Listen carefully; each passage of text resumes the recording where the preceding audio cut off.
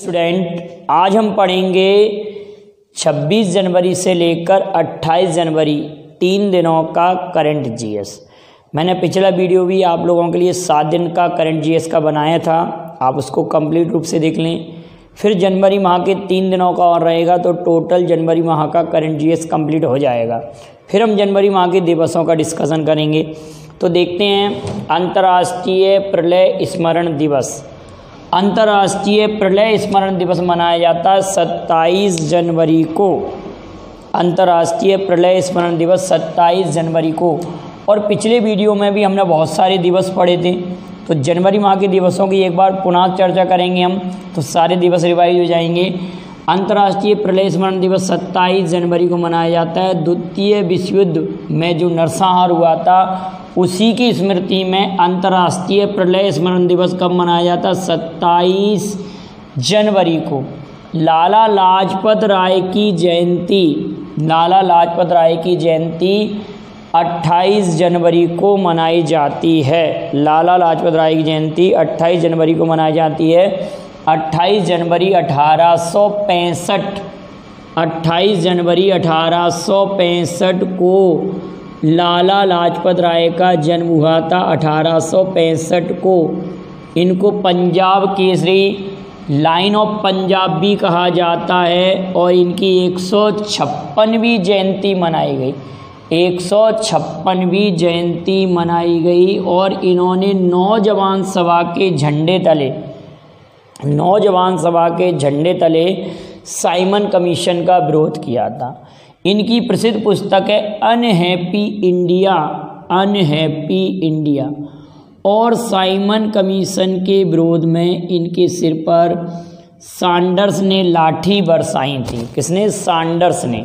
Sanders ने लाठी बरसाई थी, जिसके कारण 27 नवंबर 1928 को अस्पताल में इनका निधन हो गया। और निधन से पहले इन्होंने कहा था कि मेरे सिर पर पड़ी एक एक लाठी, मेरे सिर पर पड़ी एक एक लाठी ब्रिटिश साम्राज्य के ताबूत में कील का कार्य करेगी। तो इतनी बातें आप लाला लाजपत राय पर ध्यान रखेंगे। अनहैप्पी इंडिया, साइमन कमीशन का विरोध, 28 जनवरी 1865 को जन्म हुआ था। 156वीं इनकी जयंती मनाई गई है 28 जनवरी को। अनहैप्पी इंडिया इनकी प्रसिद्ध पुस्तक है। अगला है राष्ट्रीय सर्वश्रेष्ठ चुनावी आचरण पुरस्कार। राष्ट्रीय सर्वश्रेष्ठ चुनावी आचरण पुरस्कार किस राज्य को मिला है? तो मेघालय, मेघालय। अभी हाल में ही मेघालय ने जनवरी माह में अपना स्थापना दिवस मनाया है, तो किस तारीख को मनाया आप इसको कमेंट करेंगे। मेघालय की राजधानी है शिलोंग। और मेघालय भारत में सर्वाधिक वर्षा वाला स्थान मौसिन राम मेघालय में ही स्थित है। मेघालय के सीएम है कॉनराड संगमा। और तथागत रॉय यहाँ के गवर्नर हैं। इतना याद रखेंगे। एक रॉकेट पर सर्वाधिक उपग्रह लॉन्च करने का रिकॉर्ड किसने बनाया है? स्पेस एक्स ने बनाया है। और इसने स्वयं का ही रिकॉर्ड तोड़ा है। 143 लॉन्च किए हैं और इससे पहले इसका 104 का रिकॉर्ड था। 104 रॉकेट ले जाने का, उपग्रह ले जाने का रिकॉर्ड था। क्लियर है बेटा? और ये कंपनी किसकी है? स्पेस एक्स एलन मस्क की कंपनी है। और एलन मस्क की एक टेस्ला कंपनी भी है, टेस्ला।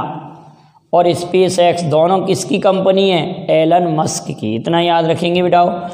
आकाश एनजी का परीक्षण किसने किया? क्वेश्चन ऐसे ही आएगा। आकाश एनजी का परीक्षण डीआरडीओ ने किया, defence research and development organisation. इसकी स्थापना 1958 में हुई थी। नई दिल्ली में इसका हेडक्वार्टर है। और उड़ीसा तट पर इसने सफल परीक्षण किया है।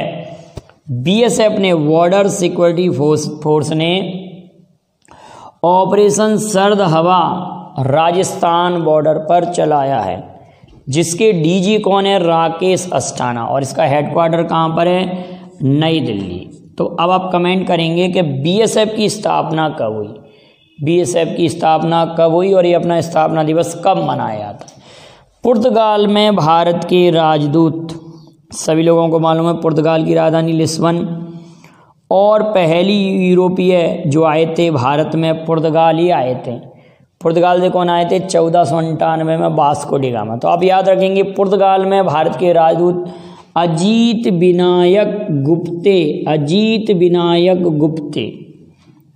विनायक गुप्ते। प्रशांत डोरा का अभी हाल में ही निधन हुआ है। ये किस खेल के प्लेयर थे? तो फुटबॉल खेल के प्लेयर है, फुटबॉल। माउंट मेरापी ज्वालामुखी में अभी हाल में ही विस्फोट हुआ है।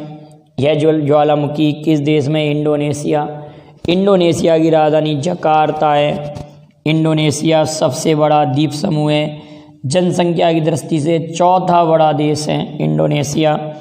माउंट मेरापी ज्वालामुखी विस्फोट इंडोनेशिया। याद रखेंगे 29 जनवरी 2021 को दिल्ली में इजराइल के एक दूतावास में विस्फोट हुआ। अब इजराइल ये कहता है कि इस दूतावास के विस्फोट की जानकारी वो अपनी खुफिया एजेंसी मोसाद से कराएगा। हालांकि इसकी जांच भारत की खुफिया एजेंसी द्वारा की जा रही है। तो ये विस्फोट इससे पहले कार पर हमला हुआ था 2012 में। इजराइल के जो राजदूत थे उनकी कार पर हमला हुआ था 2012 में। मोदी जी के कार्यकाल में ऐसा ये पहली बार हुआ है कि किसी दूतावास पर हमला हुआ हो। तो इजराइल दूतावास पर हमला हुआ है 2021 में। और मोसाद यहाँ की खुफिया एजेंसी है। कहाँ की? इजराइल की राजधानी जेरूशलम। और आपको मालूम होगा इजराइल में रविन्द्रनाथ टैगोर के नाम पर एक स्ट्रीट या सड़क का नाम रखा है। तेल अवीव शहर में स्थित है इजराइल की राजधानी जेरूशलम। इतनी बात याद रखेंगे। पंख अभियान बालिका दिवस पर बेटी बचाओ बेटी पढ़ाओ अभियान के तहत किस राज्य सरकार ने प्रारंभ किया है? पंख अभियान। ये क्वेश्चन काफ़ी इंपॉर्टेंट है मध्य प्रदेश जीके की दृष्टि से। तो मध्य प्रदेश सरकार ने प्रारंभ किया है पंख अभियान। माइकल एवं Sheila held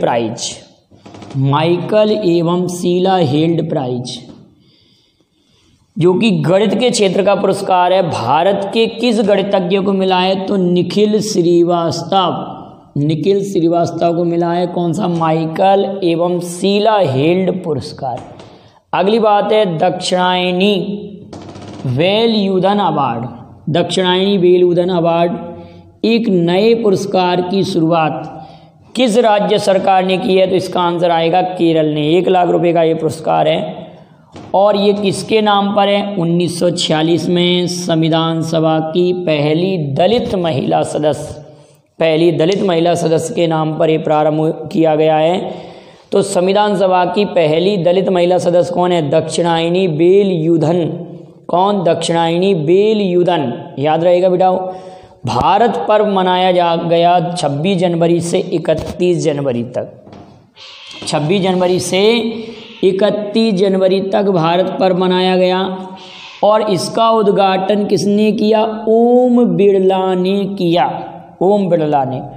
Bharat 5 lakh corona vaccine की खुराक किस देश के लिए भेजेगा? तो इसका आंसर आएगा अफगानिस्तान की राजधानी है काबुल। और भारत की सबसे कम सीमा अगर टच होती है तो अफगानिस्तान से ही टच होती है।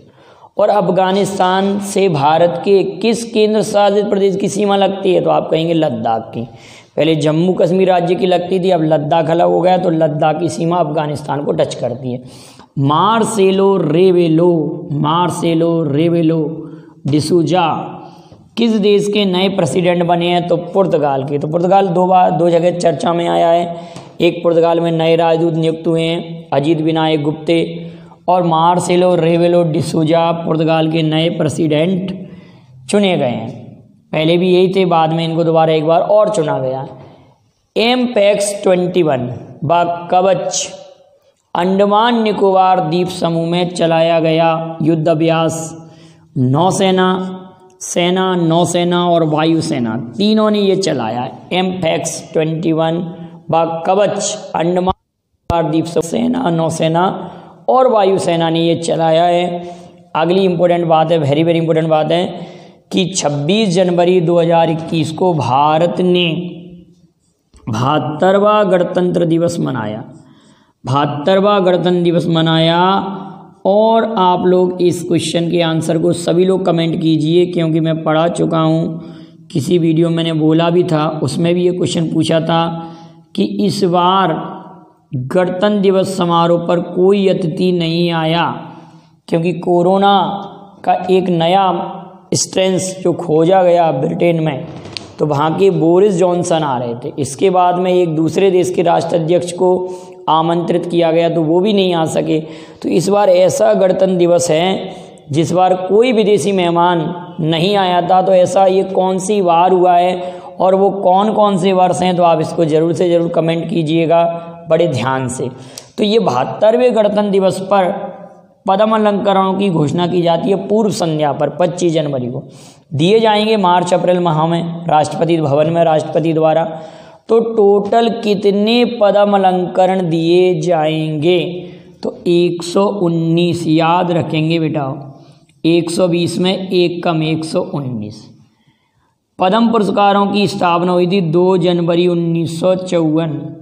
उसी वर्ष से भारत रत्न शुरुआत हुआ था। तो 3 प्रकार के पद्म अलंकरण होते हैं, पद्म विभूषण, पद्म भूषण और पद्म श्री। तो पद्म विभूषण 7 लोगों को दिया जाएगा, पद्म भूषण 10 लोगों को और पद्मश्री 102 लोगों को दिया जाएगा। तो टोटल हमारे पास 119 हो जाएंगे ना बेटा। अब टोटल पद्म अलंकरणों में 29 महिलाएं, 29 महिलाएं, 10 विदेशी हैं और 16 लोगों को मरणोपरांत दिया गया है और 1 ट्रांसजेंडर है। तो जो ट्रांसजेंडर है उनका नाम आप कमेंट करेंगे कि वो ट्रांसजेंडर कौन है और उनको कौन सा पद्म अलंकरण दिया गया है। पद्म विभूषण दिया गया है कि पद्म भूषण दिया गया है कि पद्म श्री, उस ट्रांसजेंडर का नाम आपको बताना है। 29 महिलाएं, 10 विदेशी, 16 लोगों को मरणोपरांत और 1 ट्रांसजेंडर, कुल 119 लोग। 7, 10, 102। अब 7 लोग ये इम्पोर्टेंट है, ध्यान रखेंगे। शिंजो अबे जापान के, शिंजो अबे जापान। बाला सुब्रमण्यम संगीतकार, बाला सुब्रमण्यम का नाम आप लोगों को पिछले कई वीडियो में मैंने पढ़ाया था। इनका निधन हो चुका है। तमिलनाडु से ये गायक हैं। बेले मुनप्पा हेगड़े, हृदय रोग विशेषज्ञ हैं, डॉक्टर हैं, बेले मुनप्पा हेगड़े। और नरिंदर सिंह कपानी, ये तो काफ़ी फेमस नेम है, आप लोगों ने सुना होगा। फाइबर ऑप्टिक्स के पिता, फादर ऑफ फाइबर ऑप्टिक्स। 1956 में इन्होंने खोजा था। ये अमेरिकन मूल के हैं, माने भारतीय मूल के हैं, लेकिन अमेरिका में जाकर बस गए, तो इनको भी मरणोपरांत मिला है। मौलाना वहीउद्दीन खां, इन्होंने कुरान का अंग्रेजी अनुवाद किया है, मौलाना वहीउद्दीन खां। और धार्मिक क्षेत्र में संत हैं ये मुस्लिम हैं, मौलाना वहीउद्दीन खां, इनको भी मिल चुका है। 1, 2, 3, 4, 5। इसके बाद में बीबी लाल का नाम आपने सुना होगा। ये आर्कियोलॉजिकल विशेषज्ञ हैं, आर्कियोलॉजिकल सर्वे ऑफ इंडिया के हेड भी रह चुके हैं। 1967 में जब अयोध्या की खुदाई की गई तो इन्होंने ही घोषणा की थी कि यहाँ पर राम मंदिर के साक्ष्य मिल चुके हैं। बीबी लाल, ASI archaeological survey of India के प्रमुख। सुदर्शन साहू, ये मूर्तिकार हैं और इनका संबंध उड़ीसा से है। सुदर्शन साहू मूर्तिकार हैं। तो ये कितने नाम हो गए? 1, 2, 3, 4, 5, 6, 7। एक नाम और चर्चा में रहता लेकिन उनको मिला नहीं है, सुदर्शन पटनायक। तो उड़ीसा में रेत से ये मूर्तियाँ बनाते हैं, मतलब रेत पर चित्रकारिता करते हैं, तो वो पटनायक हैं। ये कौन है? सुदर्शन साहू हैं। क्लियर बेटा? सुदर्शन साहू, सुदर्शन साहू। अब बात आती है कि 10 लोगों में 3 प्रमुख हैं, और भी मैं आप लोगों को और किसी वीडियो में इनके बारे में डिटेल में आपको समझा दूंगा। तो आप ये ध्यान रखना, एक तो तरुण गोगोई असम से, सुमित्रा महाजन लोकसभा अध्यक्ष, और रामविलास पासवान। तो क्वेश्चन ऐसे बन सकता है कि सुमित्रा महाजन को कौन सा पद्म अलंकरण दिया गया? तो आप कहेंगे पद्म भूषण तरुण गोगोई को कौन सा दिया गया और रामविलास पासवान को। ये 10 लोग थे, लेकिन हमने 3 नाम ही लिखे हैं, 3 प्रमुख थे, इसलिए इन 3 नामों का जिक्र किया है। और 102 लोगों को पद्म श्री मिला है। अगले वीडियो में कुछ पद्म अलंकरण के भी व्यक्तियों को मैं इंक्लूड कर लूँगा जो आपके लिए इंपॉर्टेंट रहेंगे, जो पूछे जा सकते हैं। तो 102 को पद्म श्री, 10 को पद्म भूषण और 7 को पद्म विभूषण, कुल मिला के 119 लोगों को, 29 महिलाएं, 10 विदेशी, 16 को मरणोपरांत। इतनी बात थी आज के वीडियो में करंट जीएस में। आपको पसंद आया हो तो लाइक शेयर कीजिए और आप इसका स्क्रीनशॉट ले लें। Thank you very much. जय हिंद, जय भारत।